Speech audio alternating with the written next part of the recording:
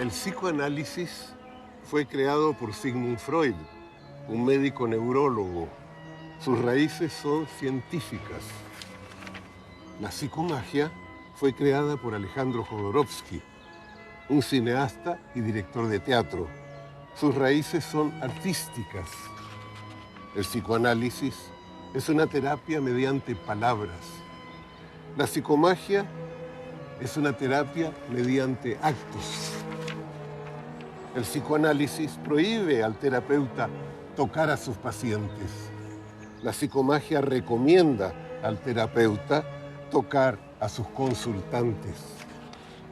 Esta forma de curar, más allá de las palabras, me nació hace 50 años, en forma de masaje iniciático.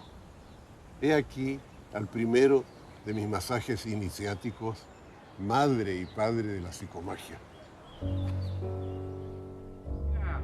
Alegría, alegría.